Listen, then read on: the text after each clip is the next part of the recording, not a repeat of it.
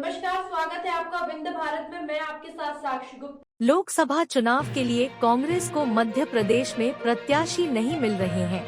अधिकतर नेता चुनाव लड़ने से मना कर रहे हैं। दिग्विजय सिंह, सुरेश पचौरी, विवेक तन्खा जैसे बड़े नेताओं की दिलचस्पी लोकसभा चुनाव लड़ने में नहीं है। पार्टी की स्क्रीनिंग कमेटी की 2 बार बैठक हो चुकी है। इनमें जिन सिंगल नाम को तय किया गया था उनमें जबलपुर से महापौर जगत बहादुर सिंह और रीवा महापौर अजय मिश्रा का नाम था। इनमें जबलपुर महापौर ने तो कांग्रेस प्रत्याशी बनने के बजाय भारतीय जनता पार्टी का दामन थाम लिया। दरअसल विधानसभा चुनाव में मिली पराजय और अयोध्या में प्रभु श्रीराम की प्राण प्रतिष्ठा से बने भाजपा के माहौल से कांग्रेस नेता घबरा गए हैं। वे नहीं चाहते कि प्रतिकूल माहौल में चुनाव लड़कर धन का अपव्यय किया जाए।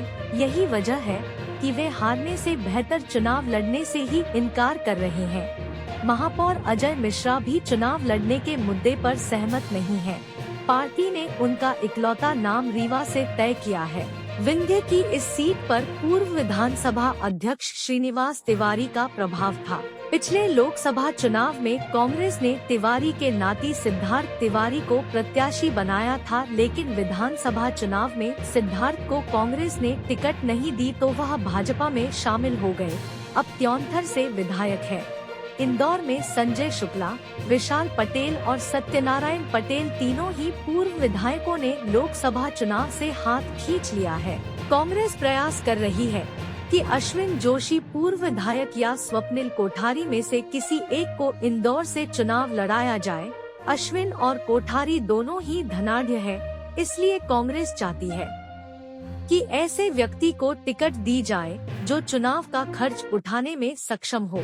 वे यह भी नहीं चाहते कि हार का ठीकरा उनके सिर पर फूटे। भोपाल में कांग्रेस के पास कोई चर्चित चेहरा नहीं है।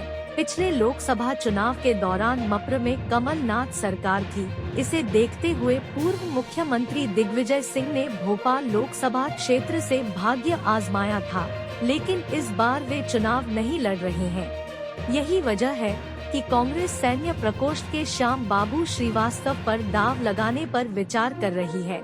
सीधी से पूर्व मंत्री कमलेश्वर पटेल हो या सज्जन सिंह वर्मा, दोनों ही लोकसभा चुनाव में भाग्य आजमाने को तैयार नहीं है। खजुराहो में भी प्रत्याशी न होने के चलते कांग्रेस ने यह सीट समाजवादी पार्टी को दे दी। दरअसल पिछले 2 लोकसभा चुनाव में कांग्रेस का लोकसभा में प्रदर्शन बेहद कमजोर रहा है।